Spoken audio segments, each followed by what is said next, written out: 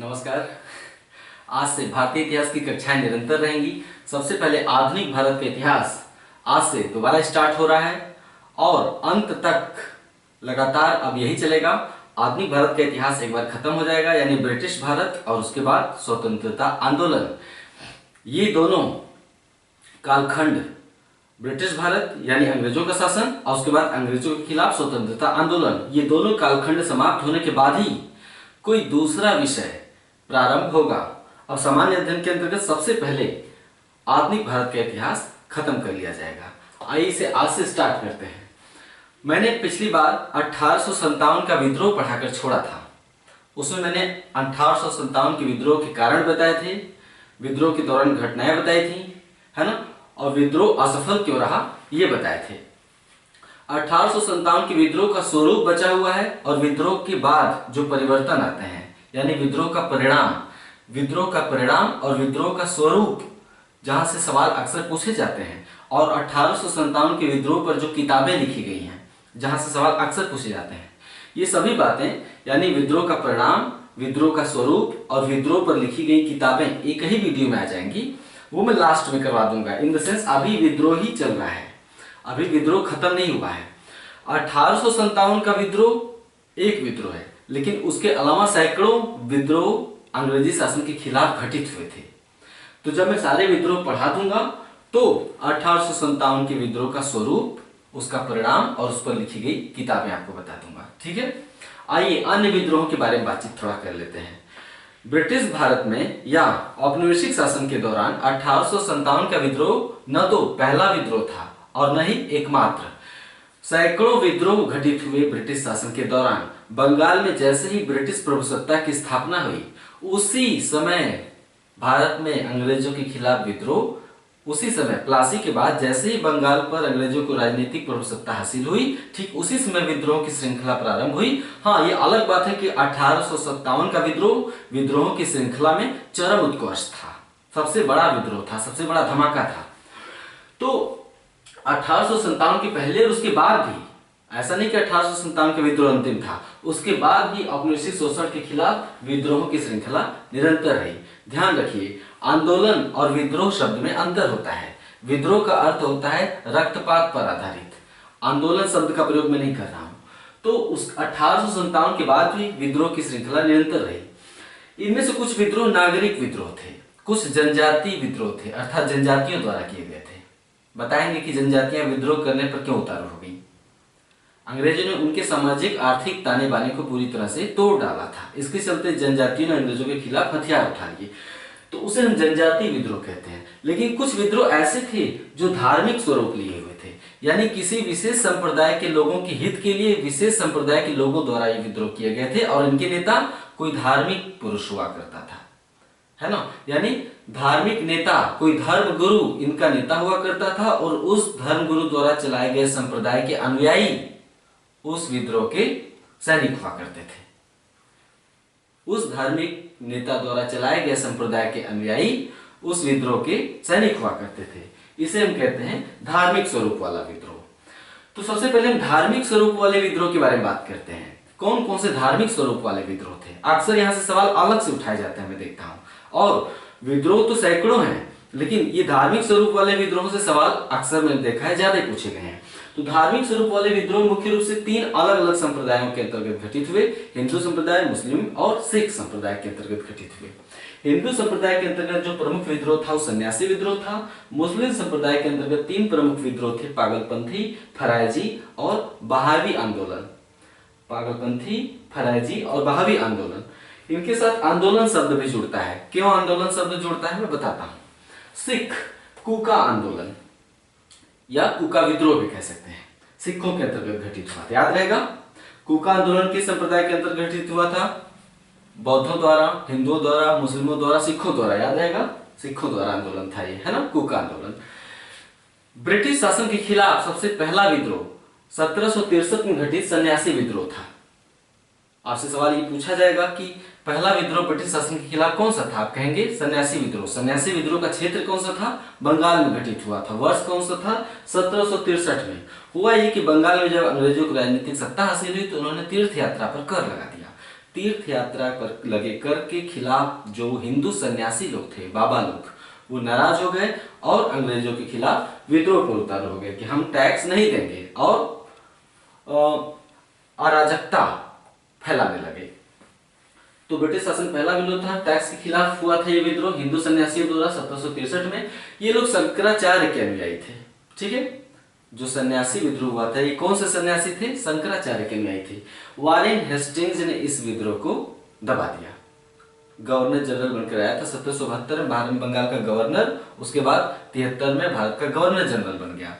तो Warren Hastings ने इस विद्रोह को दबाया। 19वीं शताब्दी के अंतिम दशकों में एक उपन्यास लिखी गई थी। 19वीं शताब्दी यानी 1800 समथिंग, उसे हम 19वीं शताब्दी कहते हैं। 19वीं शताब्दी के अंतिम दशकों में एक उपन्यास लिखी गई थी जिसका नाम था आनंदमठ। आनंदमठ, इसके रचयिता थे बंकिम चंद्र चटर्जी। तो आनंदमठ का जो कथानक है, यानी उसकी जो कहानी है, वो सन्यासी विद्रोह पर ही आधारित है। ये सवाल भी जीएस में पूछा जा चुका है कि आनंदमठ का कथानक किस घटना पर आधारित है। आप कहेंगे सन्यासी विद्रोह पर। किसके द्वारा लिखा गया है? बंकिम चंद्र चटर्जी या चट्टोपाध्याय, एक ही टाइटल होता है। मुस्लिम संप्रदाय में अंग्रेजों के खिलाफ 3 विद्रोह हुए, पागलपंथी, फरायजी, बहावी।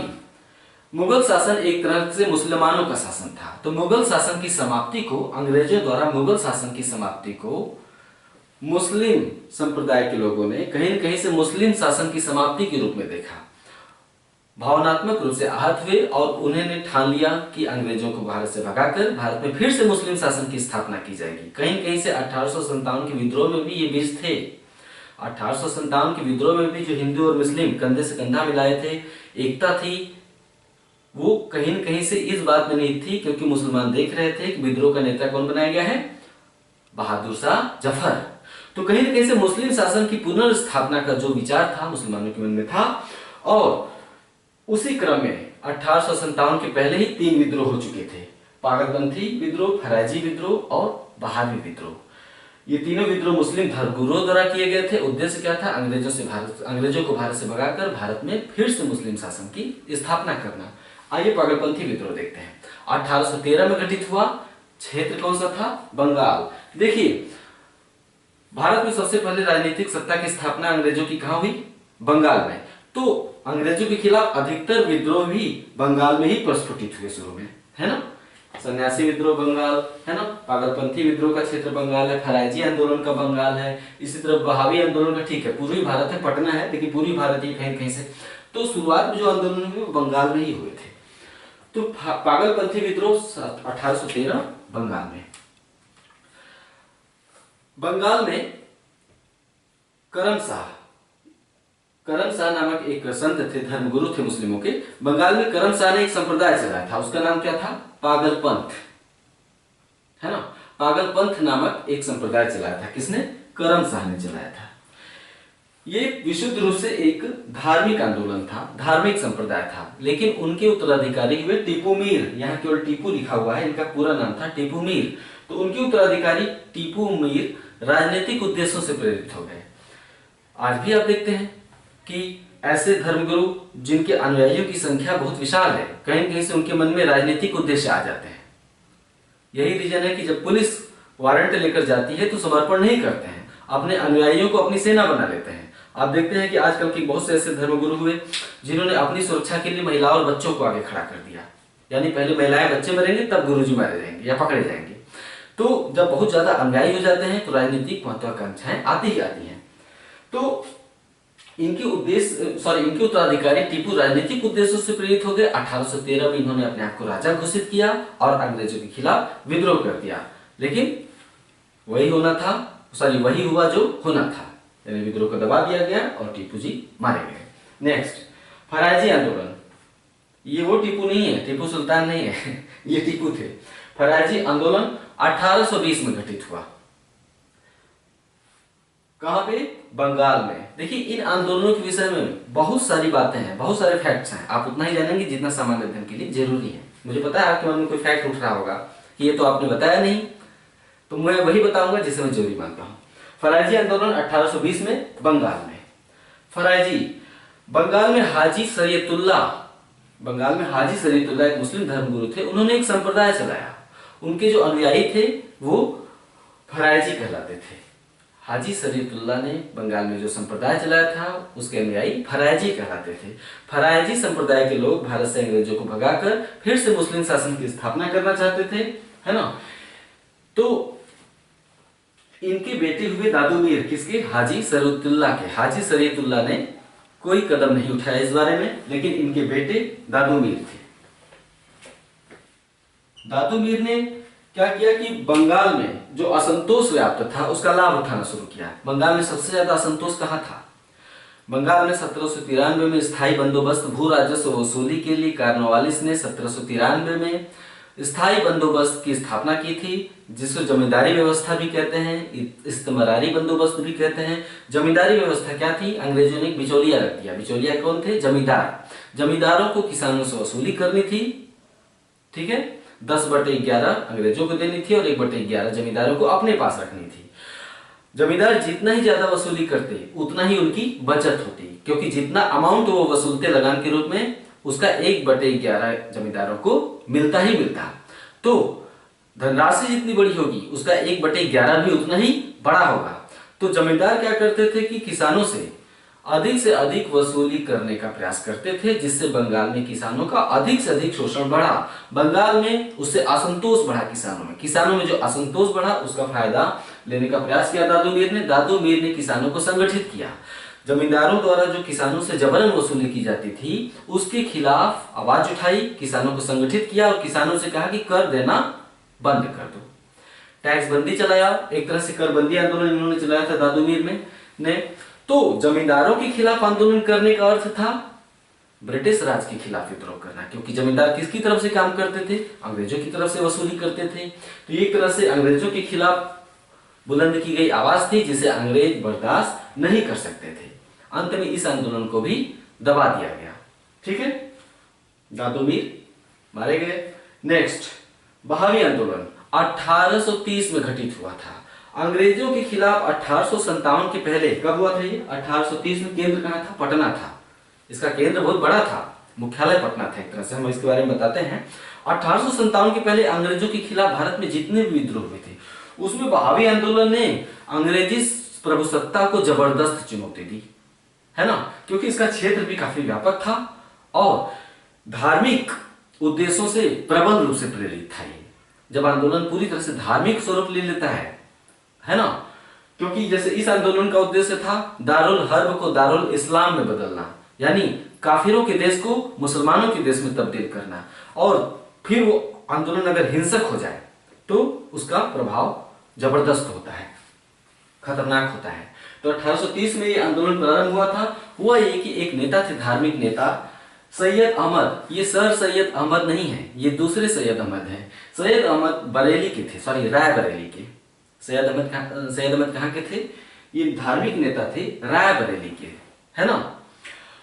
ये क्या करते? इनका उद्देश्य ये था कि सैयद अहमद का उद्देश्य ये था कि ये समय समय पर मुस्लिम धर्म में जो परिवर्तन आए थे, जब समय बीतता जाता है तो समाज की आवश्यकताएं बदलती जाती हैं। समाज की आवश्यकताओं के हिसाब से धर्म में परिवर्तन आते जाते हैं। कैसे हीनयान महायान में तब्दील हो गया बौद्ध धर्म के अंतर्गत, है ना। बौद्ध धर्म में बारी बारी सुधार हुए।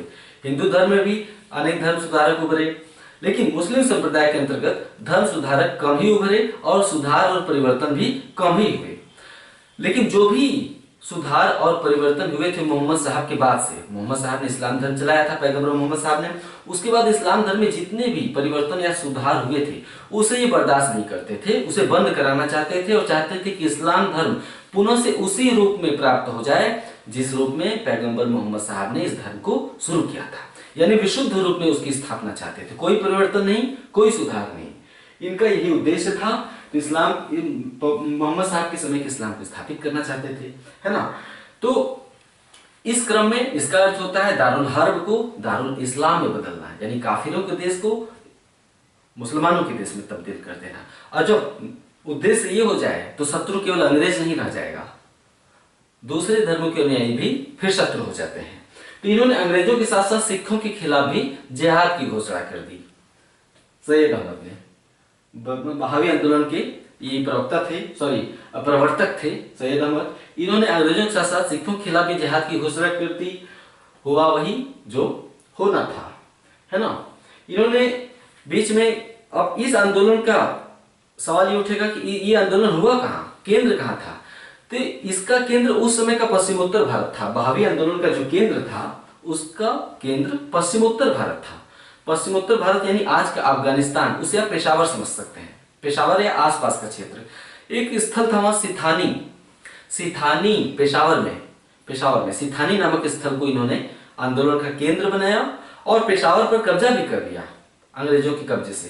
पेशावर पर कब्जा भी कर लिया, लेकिन बाद में पेशावर को अंग्रेजों ने इनके कब्जे से मुक्त करा लिया। इनका आंदोलन दबा दिया गया और मारे गए। 1830 में इन्होंने आंदोलन प्रारंभ किया था। 1831 में ये अंग्रेजों के हाथों सैयद अहमद मारे गए। यानी विशुद्ध रूप से ये सांप्रदायिक आंदोलन था। इसे आप सांप्रदायिक आंदोलन कह सकते हैं। सवाल पूछा जा सकता है इनमें से कौन सा विशुद्ध रूप से सांप्रदायिक आंदोलन था, या ये भी पूछा जा सकता है कि निम्नलिखित में से कौन सा आंदोलन मुसलमानों द्वारा मुसलमानों के लिए था। मुसलमानों द्वारा मुसलमानों के लिए बहावी आंदोलन, इस लाइन को लिख लेंगे। बहावी आंदोलन विशुद्ध रूप से मुसलमानों द्वारा मुसलमानों के लिए था। नेक्स्ट, कूका आंदोलन। हर धर्म में समय समय पर सुधार होते हैं और हर धर्म में समय समय पर विसंगतियां प्रवेश कर जाती हैं। कुछ अंधविश्वास, कुछ आडंबर, कुछ बुराइयां। तो सिख धर्म में उस समय जो प्रचलित बुराइयां थी, पहले बता दूं कूका आंदोलन कब शुरू हुआ, 1840 में। बहावी 1830, कूका 1840। डेट याद कर लीजिएगा, सुमेलित करने के लिए देता है। 4 आंदोलन 4 वर्ष, सुमेलित करिए। तो कूका आंदोलन का जो वर्ष था वो 1840 में प्रारंभ हुआ। तो समय के साथ साथ सिख धर्म में भी तमाम बुराइयां प्रविष्ट कर गई थी, है ना। तो उन बुराइयों को दूर करने के लिए भगत जवाहरमल ने कूका आंदोलन प्रारंभ किया। क्योंकि ये जितने भी आप यहाँ पे आंदोलन शब्द लिखे हुए जो देख रहे हैं, ये प्रारंभ में आंदोलन ही थे, यानी कहीं न कहीं से धर्म सुधार आंदोलन पर केंद्रित थे। आप बहावी आंदोलन को भी देखिए, शुरू में इसका उद्देश्य अंग्रेजों को भगाना अचानक से नहीं हो गया। शुरू में इसका उद्देश्य क्या था आंदोलन का, कि इस्लाम में समय समय पर जो परिवर्तन हो गए हैं उसे समाप्त करके इस्लाम को मूल रूप में स्थापित करना, है ना। तो ये आंदोलन थे एक तरह कहीं कहीं से समाज सुधार से भी कहीं कहीं से संबंधित थे, धर्म सुधार से भी संबंधित थे, लेकिन बाद में विद्रोह बन गए। तो उसी तरह कूका आंदोलन भी शुरू में एक धर्म सुधार आंदोलन था। उद्देश्य क्या था, सिख धर्म में प्रचलित बुराइयों को दूर करना। इस उद्देश्य से भगत जवाहरमल ने इस आंदोलन को 1840 में प्रारंभ किया था। भगत जवाहरमल तो धार्मिक उद्देश्यों से ही प्रेरित रहे, लेकिन भगत जवाहरमल के उत्तराधिकारी राम सिंह कूका हुए। राम सिंह कूका राजनीतिक उद्देश्यों से प्रेरित हो गए। यानी जो आंदोलन शुरू में धार्मिक उद्देश्यों से प्रारंभ हुआ था, सिख धर्म की बुराइयों को दूर करने के लिए और उसके अंधविश्वासों को हटाने के लिए, बाद में वो आंदोलन राजनीतिक स्वरूप ग्रहण कर गया। और उस समय उसके नेता कौन हुए, राम सिंह कूका। उन्होंने इसे राजनीतिक स्वरूप दिया। हुआ ये था कि 1849 में लॉर्ड डलहौजी ने पंजाब पर अधिकार कर लिया। पंजाब पर अंग्रेजों का अधिकार कब हुआ, 1849 में लॉर्ड डलहौजी के शासनकाल में। लॉर्ड डलहौजी जैसे ही आता है, लॉर्ड डलहौजी जैसे ही 1848 में आया गवर्नर जनरल बनकर, 1849 में उसने पंजाब पर अधिकार कर लिया। यानी पंजाब में सिख शासन की समाप्ति हो गई और 1840 में आंदोलन प्रारंभ हुआ था और 49 में सिख शासन की समाप्ति हो गई थी। तो 1849 में जब सिख शासन की समाप्ति हो गई, अंग्रेजों ने पंजाब पर अधिकार कर लिया, तो इसे उन्होंने सिख धर्म पर हमले के रूप में लिया। राम सिंह कूका ने इन्होंने प्रण किया कि पंजाब में अंग्रेजों का शासन समाप्त करके फिर से सिखों का राज्य स्थापित करना है।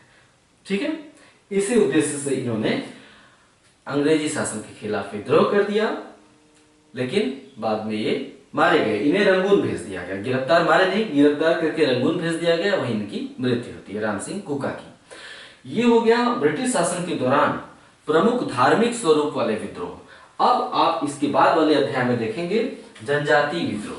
ठीक है, कुछ धार्मिक स्वरूप लिए हुए थे, कुछ जनजातीय थे। जनजातीय विद्रोह में खास फैक्ट 2 ही 3 विद्रोह से पूछे जाते हैं, जैसे मुंडा विद्रोह, संथाल विद्रोह, है ना। जनजातीय विद्रोह में खास फैक्ट 3 ही 4 आंदोलनों से ज्यादा पूछे जाते हैं। बाकी आंदोलनों का केवल नेता पूछ लिया जाता है या वर्ष पूछ लिया जाता है, यानी सुमेलित करिए, है ना। तो जो गैर महत्वपूर्ण है उनका केवल नेता जान लेना, नेता, क्षेत्र और वर्ष। बाकी में कुछ अन्य घटनाएं भी पूछी जा सकती हैं जो बड़े विद्रोह थे, जैसे संथाल विद्रोह, मुंडा विद्रोह, है ना। तो जनजाति विद्रोह इसके बाद हम अगले अध्याय में पढ़ेंगे। और अब मॉडर्न इंडिया आज स्टार्ट हुआ है तो अंत तक चलेगा, बिल्कुल निश्चिंत रहिए। मैं फुर्सत बटोर रहा था कि आपकी शुरू करूं तो रुकने न पाए, प्रयास रहेगा कि अभी रुकेगा नहीं। नमस्कार। अपनी प्रतिक्रिया आप लोग जरूर दीजिएगा इस पहले वीडियो को देखने के बाद। शीघ्र ही मिलता हूं, हो सकता है थोड़ी देर में ऑनलाइन हो जाऊं।